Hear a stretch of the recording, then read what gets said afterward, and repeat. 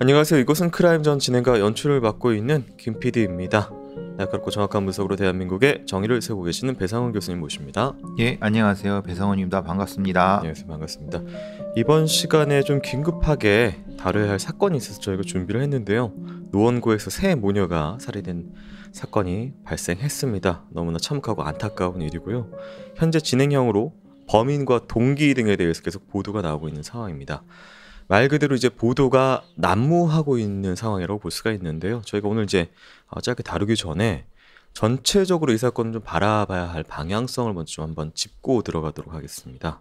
예, 어제 신상 공개가 되고 오늘 그저께부터 진짜 중구난방으로 완전히 그 황색 언론 저리 가라 할 정도의 많은 그리고 혼란한 보도들이 오가고 있고 거기다가 정신과 의사들까지 참전을 해갖고 이건 사이코패스다 아니면 뭔가 정신병질이 있다 이런 식으로 몰고 가서 지금 정확한 수사 상황 자체도 왜곡되고 그리고 이 상황을 어떻게 봐야 되나 이 범죄 어떻게 봐야 되고 이 사건 어떻게 봐야 되는 부분에 대한 혼란된 상황이 있습니다.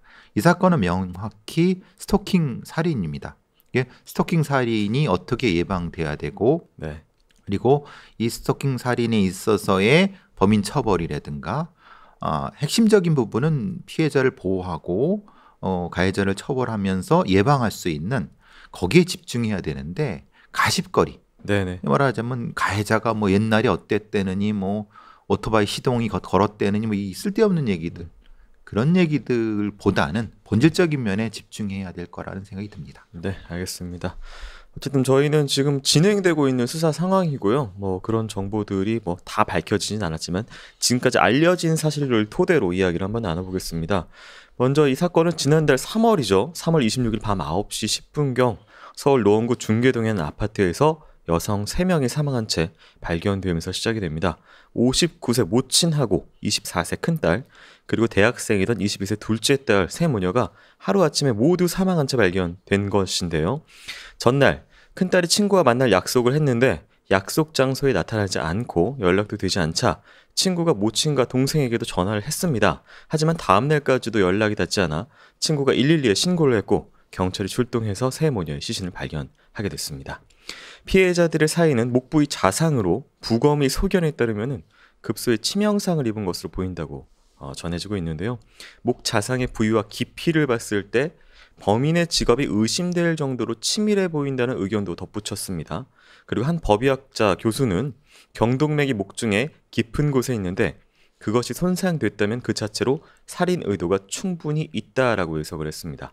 현장에서는 피해자들 말고 사건의 범인 김 씨도 의식을 잃은 채 거실에서 발견이 됐는데 목과 팔목, 배 등을 칼로 수차례 자해한 상태였습니다. 이제 현장을 보고 먼저 분석을 해야 될 것 같은데요. 이제 목 부위 자상이고 세 모녀 모두 살해당한 채 발견이 됐었다. 공격 부위 등 그리고 이제 장소가 한 집에서 발견됐기 때문에 이거 의도를 어떻게 봐야 될까요? 여기서 아직 확인 못한 바는 뭐냐면 네. 이 세 피해자들이 각각 따로 있었는지 네. 아니면은 한 곳에 몰려 있었는지 우리가 대구 사건이나 아마 울산 사건 같은 경우는 죽인 후에 그 시신을 겹쳐져 놨어요. 이게 죽인 순서대로. 네. 그러니까 이거는 말하자면 순차적으로 죽였다는 걸 확신할 수가 있는데 지금 여기서 나온 거는 각각 따로 방에 시신을 뒀는지 그 부분이 아직 명확하지가 않아요.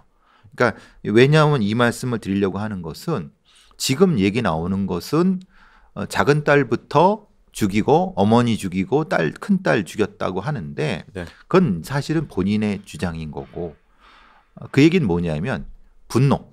그러니까 분노를 일시적으로 풀어버렸다라고 본인이 주장하는 바예요. 네. 근데 뒤에 보시면 아시겠지만 이 사건은 대단히 계획전 살인이거든요.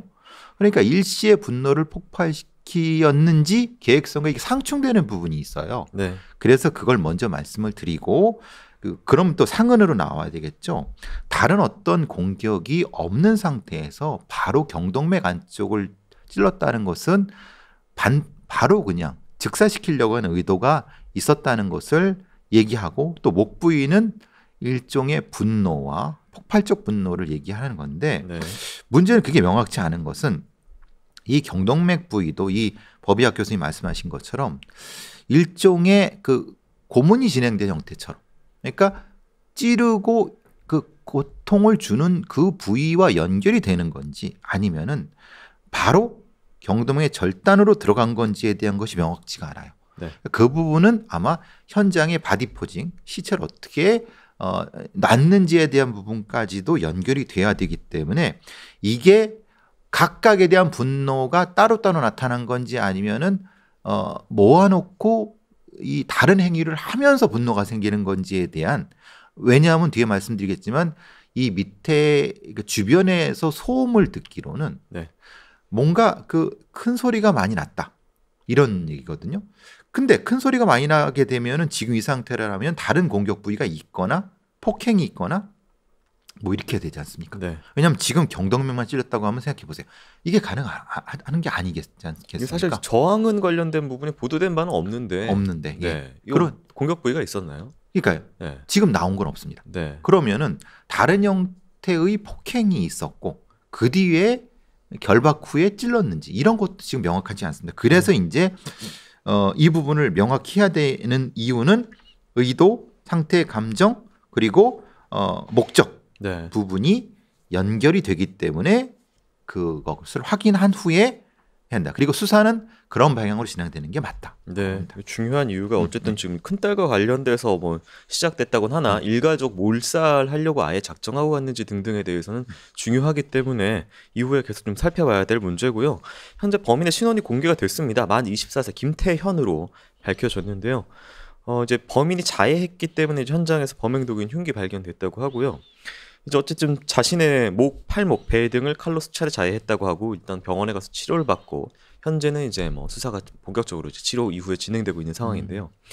이게 사실 뭐 정말로 극단적인 선택을 하려고 한 것인지 일종의 이제 이후에 벌어질 수사상의 이점을 가져가기 위해서 보여주기 식으로 뭔가 쇼를 일명 한 것인지는 중요한 판단 요소를 좀 적용할 것 같습니다. 그래서 네. 지금 이 그 김모 교수란 분이 그 심리 분석도 하셨는데 일종의 그 이 약간의 각성 상태, 높은 각성 상태에서 자해 비슷한 걸 했다라고 주장하는 분이 그쪽이고 이모 교수 쪽은 그것이 아니라 이제 이 다른 이유가 또 있을 것이다. 그 말을 안 하고 저는 이것은 지금 이 형량의 잠정 창작 때문에 그랬다. 왜냐하면 자기가 직접 죽을 거면은 3명을 경동맥으로 죽였는데 자기는 왜 그렇게 안 죽었느냐?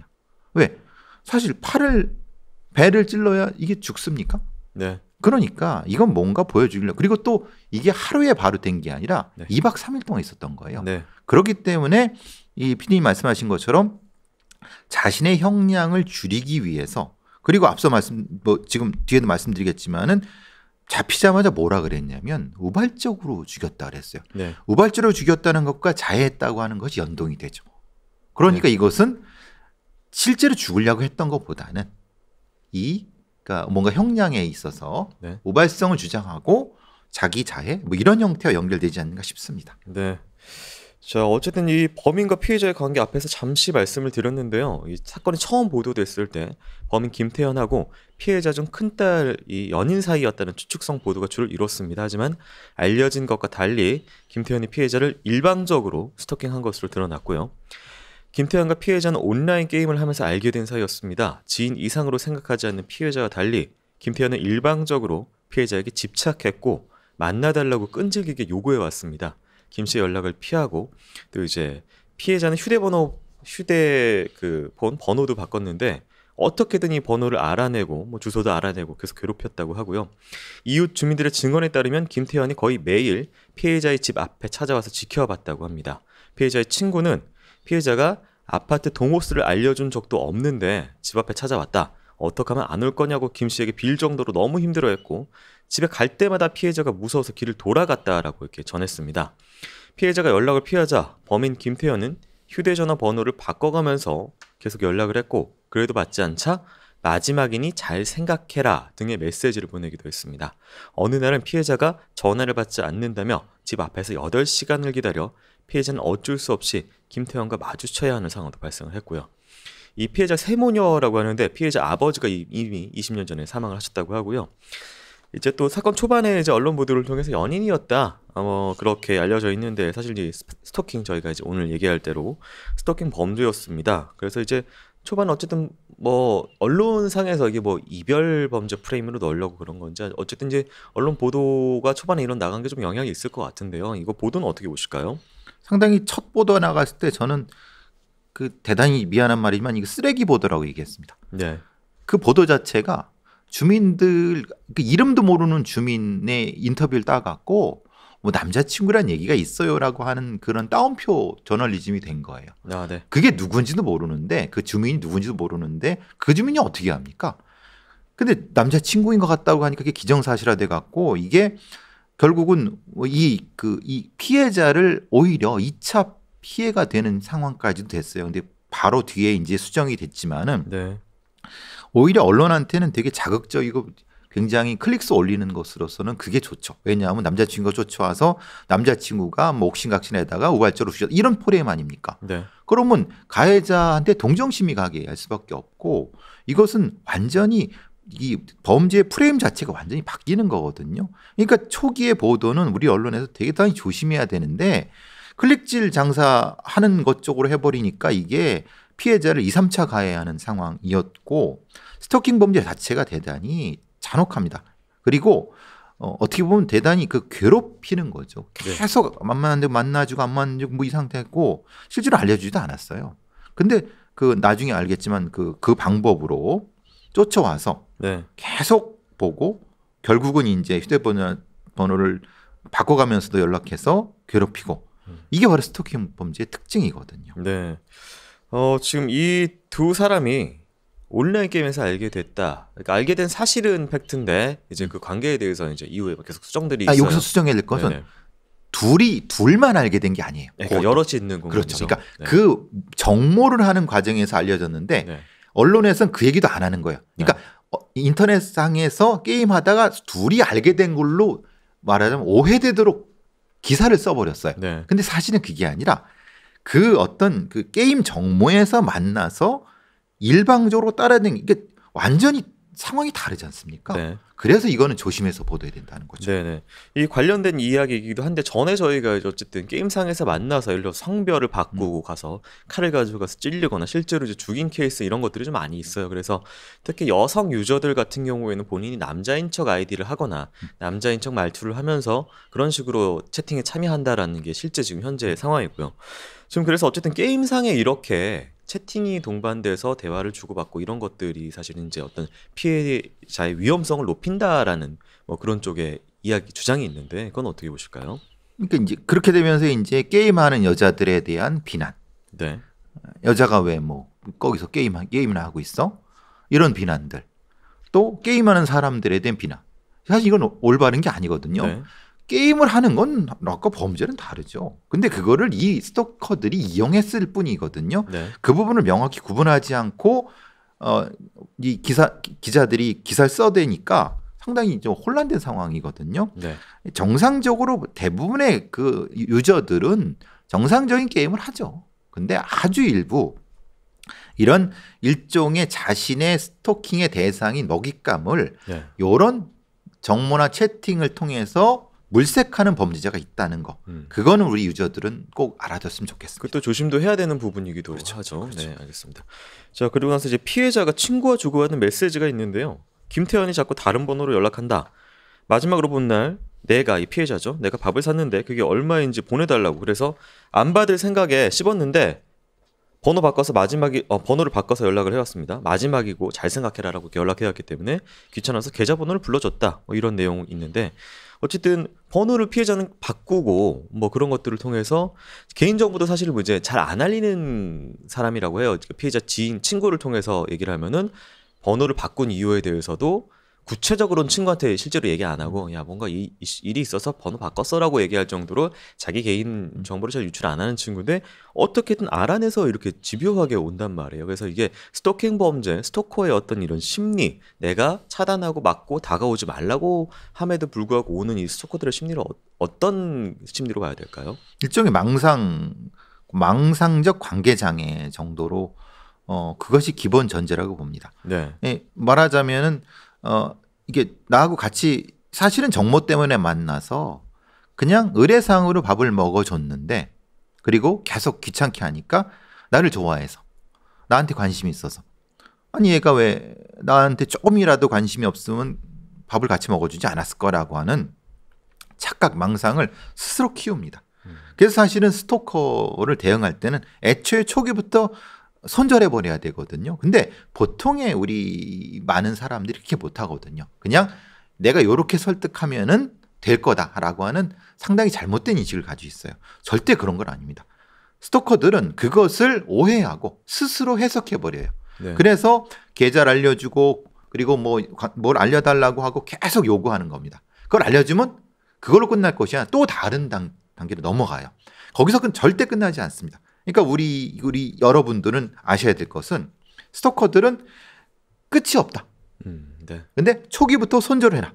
왜냐하면 이 사람들은 망상을 가지고 있고 근데 정신적인 망상이 아니라 관계적인 망상을 가지고 있는 사람들이다. 네. 라는 것은 명확히 아셔야 될 것 같아요. 네. 이 범인 김태현은 약 일주일간의 치료 마치고 병원에서 바로 경찰에 체포됐는데요. 이후 조사에서 김 씨는 순순히 살인은 인정했습니다. 하지만 큰 딸만 살해하려고 했지 모친과 작은 딸까지 살해할 계획이 없었다고 주장을 합니다. 김태현의 진술에 따르면 시신이 발견되기 이틀 전에 범행이 이루어졌습니다. 지난달 3월 23일 동네 슈퍼에 들어가 범행에 사용할 흉기를 훔친 김태현은 슈퍼 주인이 의심할까봐 흉기는 품에 숨긴 채 현금으로 다른 물건을 구입을 했고요. 김 씨는 피해자들의 집에 침입하기 전 흉기와 이제 갈아입을 옷 이런 것들을 가방에 챙겼습니다. 피해자와 채팅 도중에 피해자가 실수로 노출한 택배 상자의 사진을 보고 상세 주소를 파악을 했으며 집으로 찾아가 퀵서비스 배달원이라고 속여서 혼자 있던 둘째 딸이 문을 열게 했다고 합니다. 김 씨는 둘째 딸을 먼저 살해했고 5시간을 기다렸다가 귀가한 모친을 살해했습니다. 그리고 1시간 뒤 집으로 돌아온 큰딸까지 살해하면서 잔인하게 일가족을 몰살했습니다. 범인 김태현은 범행 동기에 대해서 피해자와 팀을 이뤄 온라인 게임을 같이 하며 개인적으로 연락을 주고받았는데 어느 순간 자신의 연락이 차단당하자 앙심을 품고 범행을 결심했다라고 주장을 했습니다. 그는 범행이 끝난 후 피 묻은 옷을 벗고 가방에 넣어갔던 원래 옷으로 갈아입었다고 합니다. 이제 어쨌든 이 사람의 주장은 나는 셋을 죽일 의도는 없었다라고 하는 것하고 또 하나는 이제 차례대로 작은 딸, 문연 작은 딸, 귀가한 어머니, 그 다음에 이제 마지막에 온 큰딸 이렇게 죽였다라고 주장을 하는데 사실 이렇게 귀가하는 순서로 죽이는 것 특히 이제 마지막에 자신이 감정적으로 원한이 있던 사람이 앞에 있는 사람들이 죽은 집에 들어와서 죽이는 경우가 사실 저희가 다른 케이스에서 봤잖아요. 그래서 이 본인의 주장과 예를 들어서 이 순서라든지 이런 부분은 어떻게 보실까요? 저는 절대적으로 그건 거짓말이라고 봅니다. 네. 왜냐하면 김태현이는 공식적으로 확인된 것만 1월 24일부터 그 집에 찾아왔어요. 그 어머니한테 친구라고 얘기를 했어요. 전혀 친구가 아닙니다. 네.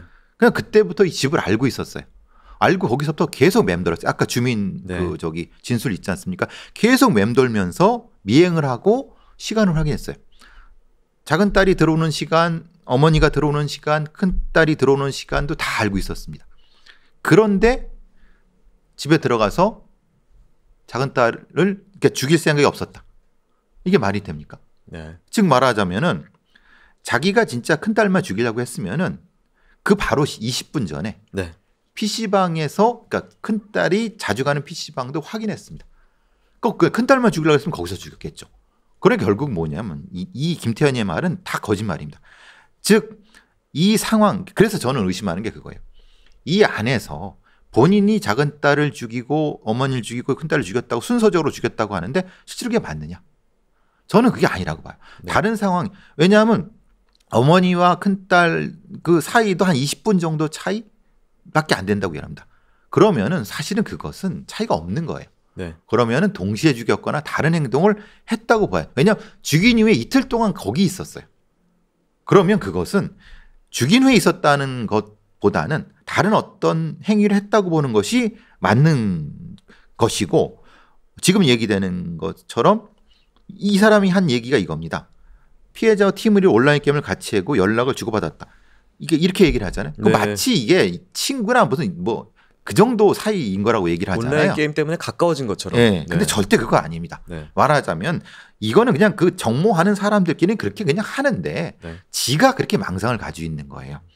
그러니까 결국 그래서 우린 관계가 있었는데 제가 날 갑자기 해서 제가 날 먼저 공격한 거다라고 하는 피해자를 한테 죄를 뒤집어 씌우는 거예요. 그러니까 잘못을 뒤집어 씌우는 프레임인 거예요. 네. 이 얘기가 뒤에부터 계속 나옵니다. 즉 이 진술은 절대적으로 신뢰하면 안 되고 또 흉기를 훔쳤어요. 네. 그러니까 진짜 우발적으로 죽였다고 하면 어떻게 됩니까? 자기 걸 가져가죠. 네. 그렇지 않겠습니까? 아니면 집에 있는 걸 쓰겠죠. 집에 그 부엌칼 없는 집이 어디 있습니까? 근데 얘는 완전히 가져갔다니. 이게 우발적인 겁니까? 네. 전혀 아니죠. 그 상황이고 옷도 챙겼어요. 그리고 죽인 후에 옷을 또 태연히 갈아입었어요. 네. 이거는 애초에 다 계획되어 있다고 보는 것이 더 타당한 분석이 되겠죠. 네. 자, 이 범인 김태현은 피해자들을 살해한 이후 현장을 떠나지 않았습니다. 피 묻은 옷을 준비해간 옷으로 갈아입은 뒤에 시신 옆에서 머물며 충격적인 행동을 이어갔습니다. 김 씨는 피해자들의 시신이 있는 곳에서 끼니 때마다 밥을 챙겨 먹고 냉장고에 있던 맥주와 우유 등을 꺼내 마셨습니다. 현장에서 증거 인멸 시도를 하기도 했습니다. 사망한 큰딸의 지문을 인식시켜서 큰딸의 휴대전화를 열었고 피해자가 지인들과 나눴던 SNS 대화를 삭제했습니다. 주로 큰딸과 자신은 모두 알고 있던 주변인들의 대화만 골라서 지웠고 피해자의 친구들 중에서 자신의 존재를 알고 있던 사람들을 SNS 친구 목록에서 삭제했습니다. 김태현은 자신의 휴대전화 메시지와 통화 기록도 삭제한 후에 초기화를 진행했습니다. 하지만 체포 이후 경찰이 디지털 포렌식을 통해서 모두 복원했고 김 씨가 사건 전 검색한 검색어도 찾아냈습니다. 검색한 키워드는 사람 빨리 죽이는 법, 급소 등이었습니다. 김태현은 사건 당일 피해자의 집에 침입하기 약 35분 전에 피해자가 자주 갔던 한 PC방에 들렸는데요. 검은색 옷차림에 가방을 든 김태현은 PC방에서 약 20분간 머물렀지만 흡연실에 가서 담배를 피우거나 가만히 앉아 있었고 컴퓨터는 켜지 않은 채 밖으로 나갔습니다. 그리고 이후 이 끔찍한 살인을 저질렀습니다. 이 시신 옆에서 3일간 있었다. 이 의미에 대해서 사실은 다들 많은 추론을 하고 있는 상황입니다. 이 외출은 전혀 하지 않고 집안에서만 있으면서 지금 뭔가 여기서 봤던 핸드폰 이런 작업들 이런 것들 하고 음식 먹고 이런 것들이 있었는데 어떤 것 목적을 위해서 이렇게 3일간 있었다고 보실까요? 우리 그런 영화 기억나지 않으세요? 사이코, 히치콕의 사이코. 네. 거기서 시체를 어떻게 합니까? 의자에 앉혀놓고 네. 마치 살아있는 사람한테 밥 같이 먹자 그러고 막 그러죠. 자기 돌아가신 어머니를. 예. 네. 그리고 다른 영화에서는 여자친구를 죽여놓고 여자친구를 의자에 묶어놓고 마치 부부 행세를 합니다. 네. 김태현이 똑같은 겁니다. 네. 이 스토킹 범죄는 공간 점유형 범죄, 공간 지배형 범죄라고 합니다. 그 공간이 남자가 없고 셋만 살고 있기 때문에 거기에 누구도 방해받지 않는다는 걸 알고 있습니다. 왜냐하면 2달 동안 그걸 확인을 했기 때문에. 네.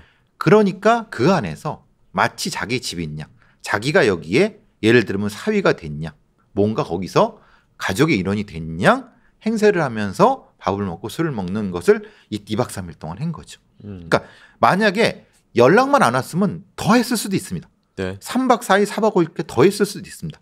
이제 그럼 이 김태현이가 왜 이런 범죄를 했는가가 명확히 드러나는 거죠. 네.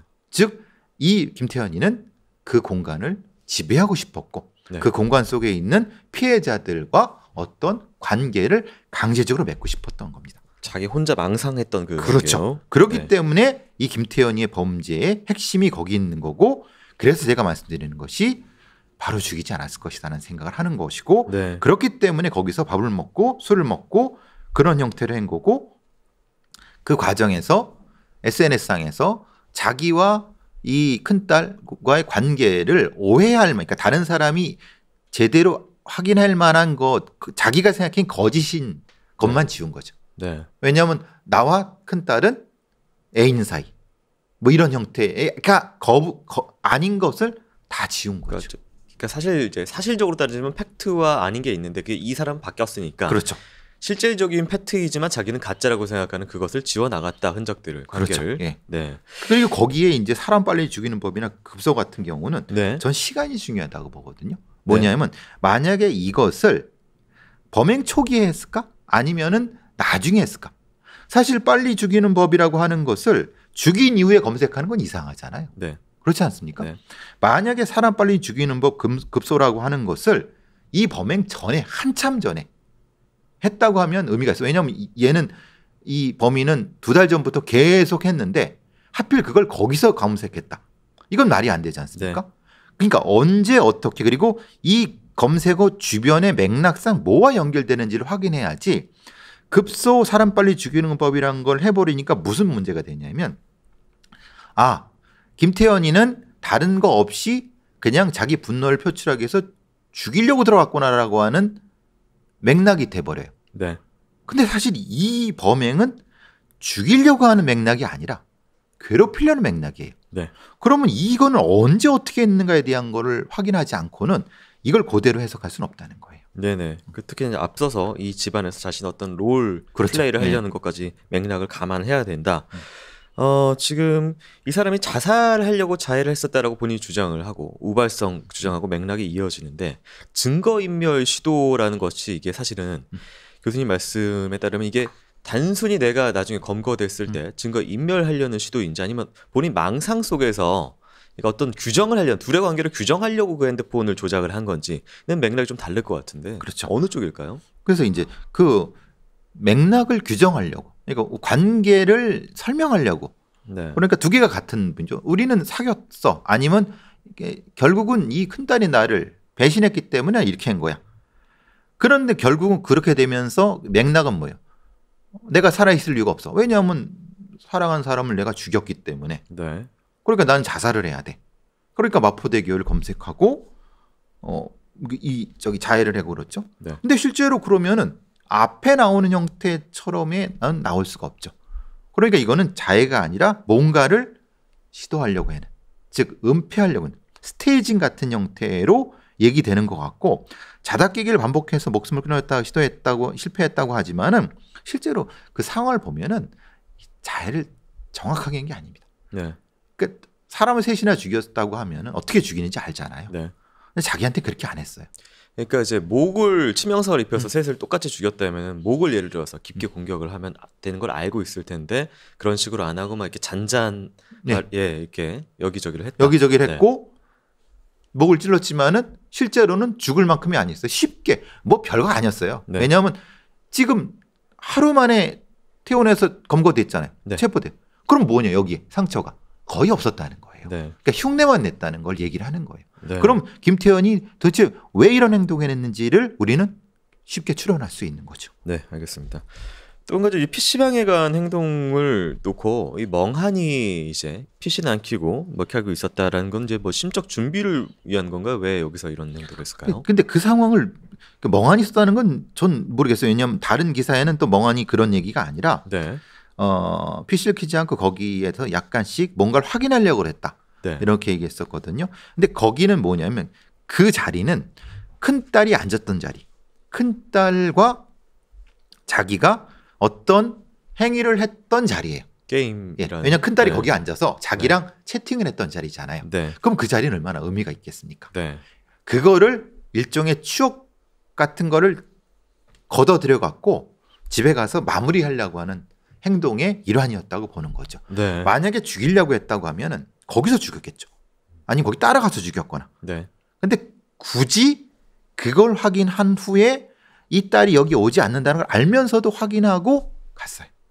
그러면 이거는 여기의 행위는 일종의 의례적 행위라고 볼 수 있는 거죠. 네. 그러니까 그날 자기 머릿속에 어떤 스토리를 하나 이렇게 맥락을 잡아가지고 이렇게 이어져 간 거네요. 그렇죠. 마지막까지. 그렇다고 보는 게 맞죠. 예. 네, 알겠습니다.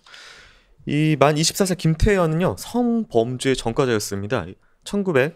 2019년 11월에 성폭력 특별법상 성적 목적을 위한 다중이용 장소 침입 그리고 지난해 6월 정보통신망 법상 불안감 조성 등의 범죄 경력이 있었습니다. 2019년에 있었던 성폭력 특별법 위반죄는 성적 목적으로 공공장소인 여자 화장실에 들어간 범죄였습니다. 정보통신망법상 불안감 조성은 공포심이나 불안감을 유발하는 문자나 영상을 상대방에게 반복적으로 전송한 범죄였습니다. 김태현은 군대에 정학한 이후 뚜렷한 직업 없이 비정기적으로 아르바이트를 하면서 생활한 것으로 알려졌습니다. 김태현의 학창시절 친구는 그가 착한 친구였지만 장난을 치다가도 갑자기 욕을 하고 화를 내는 성격이었고 그런 부분이 무서웠다고 인터뷰를 했고요. 연락이 끊긴 친구들에게 가끔씩 잘 지내냐라고 연락을 했고 만나게 되면 뜬금없이 오늘 너희 집에서 잘 수 있냐라고 물어봐서 친구들을 곤란하게 하기도 했다라고 전해지고 있습니다. 이웃들은 김태현에 대해서 조용한 성격으로 보였다고 진술을 했는데요. 어느 가게 사장은 김 씨가 주로 이제 편안한 옷차림으로 와서 라면이나 담배를 사갔는데 웃는 얼굴로 인사했지만 수심이 있어 보였다라고 이렇게 얘기했습니다. 뭐 이 주변에 여러 가지 또 진술들이 있는데요. 이제 중요한 것이 전과 기록이고 저희가 이 사람이 이제 뭐 망상이 있다라고 한 것이기 때문에 성폭력 특별법 그다음에 정보통신망법 이 범죄의 내역하고 이제 어떤 이 사람의 프로필 그다음 뒤에 이제 실제 범죄까지 이어지는 맥락을 좀 짚어봐야 될 것 같은데요. 예. 군대를 갔다 왔고 네. 그러니까 다른 어떤 사회성에서는 문제가 있는 범인은 아닌 거예요. 네. 만약에 그 안에서 심각한 문제가 있다 그러면 의병 전역이 됐거나 문제가 있겠죠. 거기서 뭐 다른 문제가 있었는데 그건 전혀 없었어요. 그렇고 주변 사람들도 조금 뭐 별로 착한 애 같아. 뭐 별 조용한 애 같아. 라는 정도였죠. 특별히 문제를 안 일으켰다라고 하는데 2018년, 2019년, 2019년 정도의 성범죄. 그것도 대인 범죄가 아니라 다중 대인 범죄예요. 그러니까 이거는 뭐냐면은 일종의 몰카 같은 거예요. 네. 그러니까 그 화장실에 침입해서 뭘 하려고 그랬겠습니까? 사실은 몰카를 찍으려고 했는데 네. 중간에 걸려버린 거죠. 네. 그리고 이 불안감 조성 같은 경우는 비대면이죠. 네. 뭔가를 보낸 거죠. 그러니까 지금 맥락을 보시면은 이 김태현이가 뭘 하려고 했는지 안 거예요. 즉 자신을 감추고 자기만의 세계가 있는 상태에서 스토킹을 하고 또 막 관음증에 있고 이런 상태인 것을 김태현이가 그런 상태인 걸 우리는 알 수 있는 거죠. 네. 그렇기 때문에 다른 대면적인 형태의 사회성에는 잠깐 더 떨어져 보이고 어떤 어른들은 좀 착해 보인다라고 하지만 실제로 자신이 어떤 특정한 어떤 상황을 당했을 경우는 폭발적인 분노를 하는 그런 상태가 있었다. 이것이 맞는 거죠. 네. 또 그리고 이제 중간중간에 욱하고 화를 낸다라고 하는 부분 뭐 PC방 사장 진술에 따르면 뭐 벽을 치는 행동도 뭐 가끔 욱하는 걸 평상시엔 착하다가 이런 행동을 했다. 그러니까 이게 사실 뭐 갑자기 뭐 폭발적인 뭐 이런 게 그러니까 사실 일반 사람들이 보기에 가만히 얌전한 사람이 폭발적으로 막 이렇게 하면 좀 두려움을 느끼잖아요. 자기 네. 분노 표현 방식에 서투른 것 같아요. 네. 분노 표현 방식에 있어서 서툴다기보다는 좀 일탈적인 것 같고 네. 왜 그러냐면 그 PC방 사장이 잘해줬대요. 네. 근데 보니까 몇십만 원씩 돈을 훔쳤죠. 돈을 훔쳤다 그래요. 네. 그리고 이제 아주 뭐 태어난 듯이 대하니까 PC방 사장이 전화로 회고 통지를 했다는 거죠. 네. 뭐 순순히 인정을 했고. 그러니까 그러면 김태현의 어떤 정신적 심리 상태를 알 수가 있는 거죠. 네. 무엇인가 분노를 가지고 있는 어떤 이 성적인 형태의 범죄자. 네. 그런데 대인적인 것은 못하는 그런 상태가 된 거죠. 네. 자, 이제 스토킹 범죄 저희가 이제 맥락에서 다루고 있는데요. 이게 사실 스토킹 범죄 피해자들이 무방비로 노출된 또 다른 케이스가 지난달이죠. 3월에 또 있었습니다. 김태현이 이 온라인 스토킹을 현실로 옮긴 것처럼 올해 3월 경기도 의정부에서 비슷한 사건이 있었습니다. 의정부 경찰서는 시흥시 소속 사회복무요원 27살 양 씨를 살인 예비 및 협박 혐의로 구속했습니다. 양 씨는 지난 3월 12일 의정부의 한 카페에서 흉기 3자루를 챙겨 들어갔는데요. 카페 사장인 60대 여성을 살해하려고 했던 겁니다. 60대 여성은 양 씨가 지난해부터 스토킹하던 인터넷 방송 BJ의 어머니였습니다. 양 씨는 여성 BJ 방송을 보면서 유료 결제를 하던 시청자였는데요.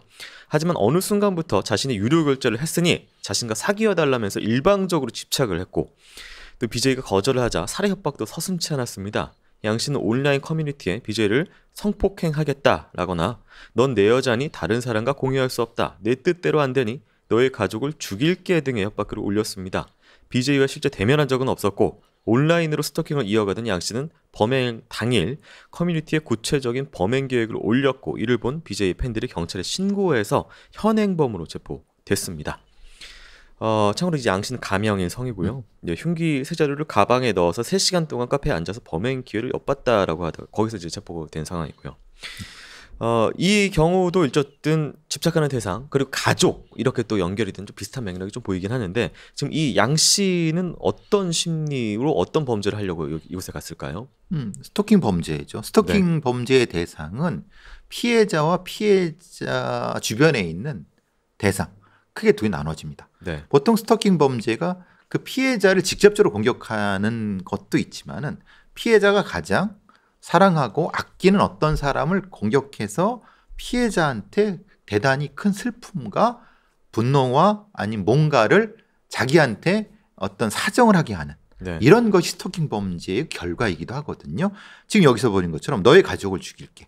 그러니까 네가 제일 사랑하는 너의 가족을 죽여서 너한테 고통을 줄게라고 하는 방식인 거죠. 네. 이 범인은 그런 방식으로 했고 아마 칼을 3개가 한 거는 이건 좀 낮은 자아를 얘기하는 것 같아요. 실제적으로 죽일 생각이 있었으면 칼을 가지고 연습을 했겠죠. 네. 그리고 칼과 다른 것을 결합된 형태로 효율적인 방식을 썼겠죠. 근데 그렇다고 해서 이 칼을 3개 가지고 있는 게 뭐 죽이지 않으려는 의도가 있는 것이 아니라 그만큼 뭔가 그 배리어는 못 넘은 것 같다는 생각이 들어요. 그러니까 네. 살인을 예비한 정도는 되지만은 실질적으로 거기까지 단계는 못 간 상태인 것 같습니다. 네. 그런데 조금만 지나면 진화가 확 일어날 수도 있는 거죠. 그러니까 칼 한 자루로 불안해서 예비적으로 2자루가 더 있어야 한다. 자기 어떤 이 업무 임무를 완수하는 데에 자기 자신을 신뢰하지 못하는 사람들이 네. 여러 가지 칼을 가지고 다닙니다. 네. 근데 그거는 실제로 하나도 못 쓰는 사람들이죠. 근데 이것을 간과하지 만드는 게 조금만 지나면 이걸 쉽게 쓸 수 있도록 스스로 또 진화합니다. 네. 그러니까 이건 위험성이 사실 낮은 게 아닙니다. 지금 그렇다면 이제 경찰이 물론 3시간 동안 앉아 있었다는 것 자체가 이 사람의 낮은 자아, 3자루 칼과 이어져서 쭈삣쭈삣하는 풍경이 그려지긴 하나 경찰이 출동을 많이 해서 현장에서 검거를 안 했으면은 또 역시 위험한 걸로 이어졌던 그때는 갔겠죠. 네. 근데 그 다음 왔을 때는 그때는 범행을 했겠죠. 네. 그렇기 때문에 스토킹은 초기에 당연히 대처를 해야 된다고 당연히 경찰의 행동은 당연히 이건 잘한 거죠. 네. 근데 이건 집착, 그러니까 2단계죠.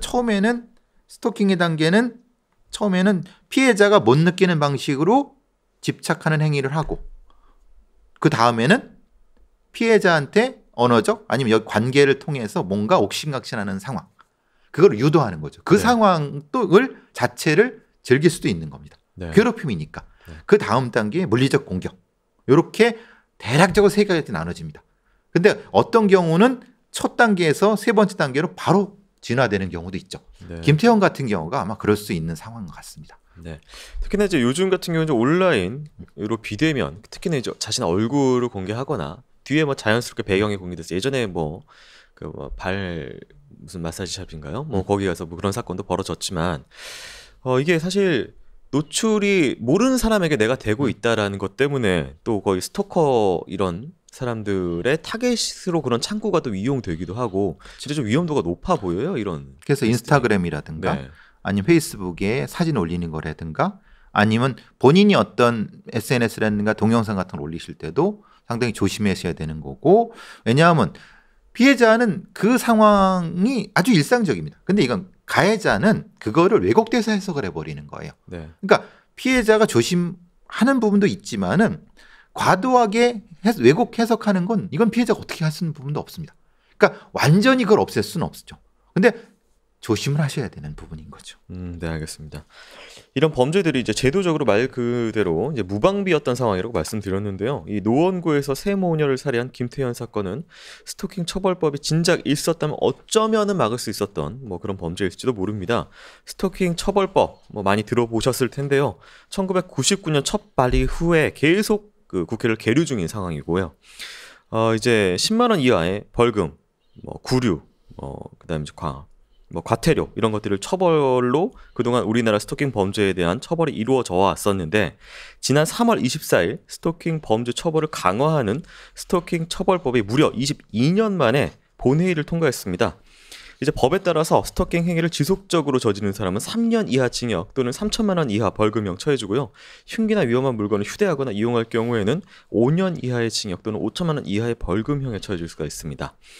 근데 이제 앞서서 저희가 3월에 벌어졌던 그 BJ 스토킹 사건, 뭐 김태현 사건 이런 것들의 경우에는 어쨌든 발의 시점 이후니까 괜찮을까라고 재정 적용이 될 수가 시점에. 있을까? 근데 이제 또 재정까지 뭐 이제 통과 이후에 공포가 돼도 실행되기까지 6개월 정도 걸리기 때문에 지금 뭐 이거에 걸리는 상황은 또 아닌 뭐 그런 상황입니다. 또 그래서 이제 또 이 스토킹 범죄 전문가들은 이것이 친밀성을 기반으로 한 관계에서 관계 중단을 요구할 때까지 발생하게 되는 경우가 많다면서 피해자가 가해자 협박에 의해서 또는 재범 염려로 처벌을 원하지 않을 수도 있는데 이 반의사 불벌죄 조항을 넣은 것이 피해자에게 또다시 이제 부담과 책임감을 전가하는 행위라고 지적을 했습니다. 어쨌든 이 피해자의 의사에 반해서 공소를 제기할 수 없는 반의사 불벌죄 조항이 좀 포함됐기 때문인데요. 이 부분에 대해서 지금 새로 신설된, 그러니까 이제 앞으로 적용될 법을 좀 설명을 해주시고 어떤 부분이 미흡한지 좀 말씀해 주신다면요. 스토킹 범죄를 정의하는 부분은 네, 일정 정도 성과가 있습니다. 네, 그런데 지금 제정된 법의 한계는 스토킹의 범위를 조금 더 좁게 했다. 그러니까 어떤 행위를 지속적 반복적으로 해야 된다. 그런데 제가 아까 말씀드린 것처럼 스토킹 행위라고 하는 것이 가해자한테 직접적인 행위가 아닌 경우가 있습니다. 예를 들면 이런 거죠. 전화를 한 번 해고 두 번 해고 세 번 해고 네 번 해고 이런 정도는 반복돼도 우리가 쉽게 알 수 있잖아요. 근데 그 전에 우연히 못 느낄 정도로 지켜봤어. 그럼 그걸 한 횟수로 쳐야 되느냐? 네, 이러면 칠 수가 없는 거죠. 네. 근데 실제로는 가행이 있었던 거예요. 그러니까 실제로 지속적 반복적 행위라고 하는 것이 결과적인 것이냐 아니면 이 가해자의 주관적인 어떤 행위에 대한 것이냐라는 부분들이 명확히 해야 된다는 거예요. 그래서 한 번의 가해 행위가 있다 하더라도 스토킹으로 처벌할 수 있게끔 좀 확대돼야 된다. 물론 그건 엄격하게 해야 되겠지만 그 부분이 이제 먼저고요. 두 번째 부분 아까 말씀드린 반의사 불벌죄 부분이죠. 그래서 반의사 불벌죄가 들어가게 된 거는 사실 이게 좀 독소 조항인데 네. 반의사 불벌죄라는 게 그겁니다. 의도는 좋죠. 왜냐하면 피의자가 저기 의사를 밝히자, 그러니까 저 사람 처벌하지 말아주세요라고 하면은 처벌할 수 없는 거예요. 네. 근데 의도는 좋은데 가해자 쪽 변호사나 가족들은 반대로 그걸 이용해줘. 네. 계속 압박하고 합의해달라고 쫓아오고 그래. 그러니까 반의사 불벌죄가 있다는 것은 변호사가 쫓아와서 합의해달라고 하는 그 자체가 엄청난 압박이 되는 거예요. 그러니까 오히려 그걸 포기하게 만드는. 그래서 성범죄 같은 경우 이전에 친고죄, 반의사 불벌죄 아니면 폭행죄 이런 데서도 이걸 배제된다는 이유도 그런 거예요. 전에 이제 저희가 어떤 선생님이 자기를 스토킹하는 제자를 한번 들어와서 자신을 이제 목을 조르거나 이런 경우에 이제 용서했던. 그러니까 어쨌든 관계성 안에서 누군가 나를 스토킹하면 이제 좋은 호혜로운 뭐 좋은 마음으로 그럴 수도 있고 관계에 대한 압박감 때문에 내가 처벌하지 말아달라고 하는 경우도 생길 수가 있는데 그렇죠. 그런 경우에 좀 이게 좀 독소 조항. 그렇죠. 그 독소 조항이죠. 네. 이거는 그러니까 스토킹 범죄 자체를 친밀성에 의한 범죄로 착각하는 거예요. 이걸 제정했던 사람. 이건 네. 폭력 범죄인데 네. 친밀성 안에 있는 폭력은 용서될 수 있다라고 하는 뉘앙스도 내포하는 거예요. 네. 이게 아니라는 거죠. 이게 두 가지 차원에서 이건 아니라, 이거는 뺐어야 된다라는 생각이 드는 거죠. 네. 예. 알겠습니다. 그리고 또 하나는 이제 피해자 보호 문제인데 지금 같은 경우는 수사기관이 요청을 해야지 보호 조치가 뭐 접근 금지라든가 이런 부분이 가능한데 문제는 그것도 너무 실효성이 없다는 거예요. 100m 접근 금지하면 그다음에 어떻게 할 거예요? 가까이 오면 과태료 내야 되나요? 그러니까 직접적이고 실질적인 보호 조치가 마련돼야 된다. 그것은 결국 쉼터의 문제가 되고 바로 직접적으로 구속할 수 있는 상황, 이런 특례 조항 이런 부분들이 지금 법에는 부족하다는 겁니다. 네. 그러니까 실제로 보호가 안 된다는 거예요. 그것을 좀 확실하게 해달라라고 하는 거죠. 네, 알겠습니다. 자, 어쨌든 저희가 이제 김태현 사건으로 시작을 해서 스토킹 범죄의 지금 제정 스토킹 방지법 그리고 제정 그리고 이제 미흡한 점까지 살펴봤는데요. 좀 수사가 진행 중입니다. 이 사건 뭐 아직 뭐 종료된 사건은 아니고 앞서서 말씀드린 대로 왜 그곳에 있었는지 그리고 어떤 의도, 동기 뭐 여러 가지 해서 이제 재판까지 가야 되는 상황인데요. 향후 어떤 부분을 저희가 좀 유의 깊게 봐야 될까요? 지금 이제 프로파일러가 들어가서 동기 분석을 아마 지금쯤 하고 있을 겁니다. 어제부터 하고 있는데 어제 9시간, 8시간, 9시간 했다고 그러는데 이건 명확히 현장 상황에 대한 재구성이 있어야 됩니다. 그러니까 지금 알려진 것처럼 뭐 순서대로 죽이고 뭐 자기가 이제 관계가 있었다고 해서 피의자의 말만 따라가 수사가 되면 이건 완전히 수사가 엉망이 되고요.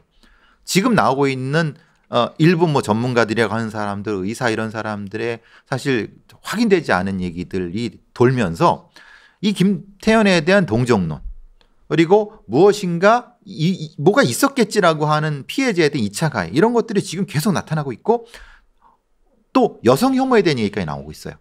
그러니까 여성 혐오로 이 프레임이 넘어가면 이건 이 사건 자체가 완전히 풀이 바뀌어 버리거든요. 네. 그러니까 언론이라든가 전문가라는 사람들도 좀 냉정하게 정확히 봐서 왜곡시키면 안 된다. 그리고 왜 이렇게 여론이 압박이 되면 수사진들이 또 혼란이 오거든요. 이게 결국은 정확히 증거에 입각해 수사가 진행될 수 있도록 지켜봐 주는 것도 필요하다라고 네. 보여집니다. 네, 알겠습니다. 지금 뭐 많은 경찰 수사 기관들이 진실을 밝히기 위해서 어쨌든 노력을 하고 있는 상황이고요. 그리고 뭐 국회에서도 이 스토킹 관련돼서 노력을 어쨌든 뭐 미흡하지만 그래도 22년 만에 된 거니까 노력을 하고 있는 상황입니다. 뭐 차츰 보완되고 시간이 좀 필요하겠지만 더는 이제 스토킹에 의해서 이 안타까운 피해자가 생기지 않는 뭐 그런 세상이 오기를 바라봅니다. 저희가 오늘 준비한 크라임은 여기까지입니다. 교수님 수고하셨습니다. 수고하셨습니다.